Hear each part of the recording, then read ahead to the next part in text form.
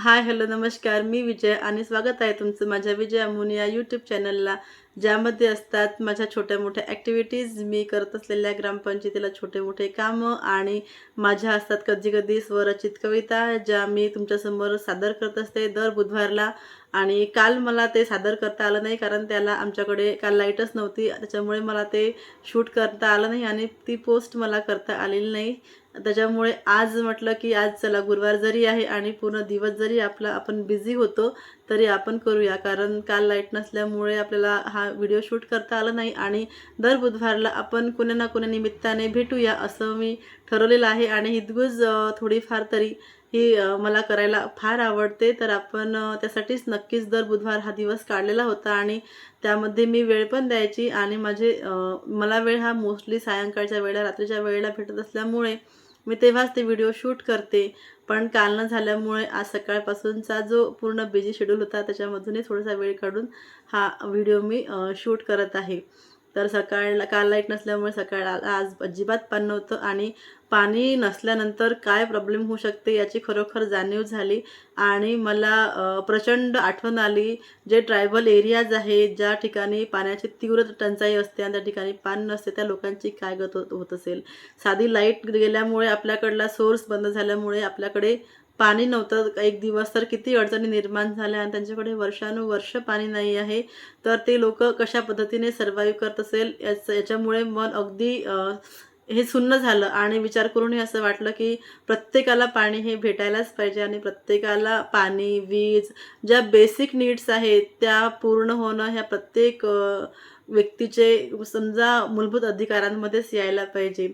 आणि तरी पण आज मग उपवासात असल्यामुळे सकाळपासूनच जेवण वगैरे करून आज मॅडमच्या गाडीने जायचं होतं. आणि मॅडमसोबत जाण्याचा अनुभव हा खूप छान असतो, कारण त्यांच्या कारमधून प्रवास करताना जो निसर्ग पाहायला भेटतो, जे गप्पा गोष्टी, जे गाणे वगैरे ऐकत जायला भेटते, ते खरंच खूप म्हणजे आल्हाददायक असते आणि पूर्ण दिवस खूप छान जातो. तर असंच आम्ही आज निघालो, पण वातावरण एवढं पाण्याचं होतं, इतका पाऊस होता. त्या पावसामधला प्रवास आणि तो हिरवा निसर्ग मन अगदी प्रसन्न करून जाते. तुम्हाला सांगते मी की बाकी आपण काही नाही केलं तर चालते. मला माझी नोकरी एका कारणासाठी आवडते की त्यामध्ये मी मनसोक्त प्रवास करू शकते. आणि मला खूपदा असं नवीन-नवीन अनुभव रोज नवीन अनुभव मला शेअर करता येतात किंवा ते माझ्या आठवणीमध्ये राहतात. असंच आजची ती पूर्ण ग्रीनरी, पडणारा पाऊस, धावणारे ढग आणि हलणारे झाडं, खूप सुंदर असा हा सकाळचा प्रवास होता. त्याच्यानंतर माझी आज मासिक सभा होती आणि मासिक सभेमध्ये असते गोंधळ, त्रागा, राग-राग, हे नाही केलं, ते नाही केलं, यांनी केलं, त्यांनी केलं, एवढं चुकीचं, तेवढं चुकीचं. आणि असं वाटतं की सगळा घरचा राग हे लोकं किंवा आपसी वैमनस्य तिथेच घेऊन येतात भांडायसाठी आणि जोरजोराने भांडायला सुरुवात करतात. आणि मला ते नको असते हमेशा. जे काही तुमचं म्हणणं आहे, जे काही तुमचं सांगणं आहे, ते तुम्ही अगदी कमी आवाजात सांगा असं मी म्हणते. आणि माझी आज पहिलीच मासिक सभा होती पिंपळगावची. त्यामुळे मी त्यांना दोन्ही पार्टीचे जे लोकं आहेत, सरपंच आणि इतर सदस्य, त्यांना अगदीच प्रेमाने समजून सांगितलं की असं मला चालणार नाही. तुम्हाला काय विषय आहे तर तुम्ही अगदी आरामात सांगा. आपण त्याच्यावर चर्चा करूया आणि सभेमध्ये आपण सभासारखीच आपण ती सभा घ्यायला पाहिजे. आणि त्यांनाही ती गोष्ट पटली आणि त्यांना माझीही सभा घेण्याची पद्धत आवडली. त्यामुळे आजची सभा खूप छान झाली. आधीचा जो गोंधळ आहे, तो गोंधळ थोडा थांबवून मी शांतचित्ताने सभा घेतली. त्याच्यानंतर आज परत माझं एक ट्रेनिंग होतं जनगणनेचं. त्या जनगणनेच्या ट्रेनिंगसाठी मला राळेगावला जायचं होतं. त्यांनीच छान अशी एक मला गाडी, जी राळेगावला जाणारी होती जिल्हा परिषदच्या शिक्षकांची, त्यांनी थांबवून दिली आणि मला सरळ राळेगावला जाता आलं त्या ट्रेनिंगसाठी. ट्रेनिंगमध्ये छान शिकवलं आम्हाला. जनगणनेबद्दल जे गावांची माहिती द्यायची, जे आपल्याला गावं मिळालेली आहेत, त्याबद्दलच्या माहिती भरण्यासाठीचं अगदी उत्तम ट्रेनिंग होतं. उपवासात होतं त्याच्यामुळे मला जेवण तिथे करता आलं नाही. आणि ट्रेनिंग संपल्यावर परत आमचं एक दुसरं पण ट्रेनिंग होतं पीक कापणी तक्त्याचं. ते झाल्यावर मला आणखी एक तिसरं पण काम होतं. त्यामुळे मी तहसीललाच थांबलेली होती. पाण्यामध्ये छान ओलं होणं, इकडे-तिकडे फिरणं आणि आपलं काम करणं, असा आजचा पूर्ण शेड्यूल होता. त्याच्यानंतर तहसीलला पीक कापणी तक्त्याचा पण आज ट्रेनिंग घेतलं. जनगणनेचं पण ट्रेनिंग घेतलं. परत जे समोरची बँक होती त्या बँकेमध्ये पण मला त्यांनी बोलवलं होतं, काम आहे तर तुम्ही याल म्हणून. तिथे गेल्यावर तर एक प्रचंड खुशखबरच भेटली की बाबा आमच्या अकाउंटला जे RBIला पैसे शिल्लक आहेत ते वापस येणार आहेत. त्याच्यात तुम्ही डॉक्युमेंटेशन करून द्या म्हणून, आणि रक्कम पण खूप जास्त होती. त्या रकमेमुळे माझं जे माझा बंद पडला आहे विद्युत बिल न भरल्यामुळे, त्याचं काम एक संपणार होतं. अतिशय उत्साही आणि आनंद मला त्या गोष्टीमुळे झाला. तर म्हणजे सकाळपासूनची एक त्यांचीवाली 7 सदस्यांची वेगळीच मीटिंग, आज 8 सदस्यांची, इकडचं वेगळंच ट्रेनिंग, त्याच्यानंतर पीक तक्त्याचं वेगळंच ट्रेनिंग, आणि त्याच्यानंतर हे इकडचं वेगळंच. असं म्हणजे आपण नोकरी मला यासाठी आवडते की त्याच्यामध्ये खूप सगळ्या गोष्टी एक चॅलेंजिंग असते करणं. पण एकाच दिवशी एवढे ट्रेनिंग, एवढे मीटिंग कंटिन्यूमध्ये कुठेतरी एक थकायला होते. पण ते थकायला होण्यापेक्षा मला तर ती गोष्ट आज एन्जॉयच करता आली.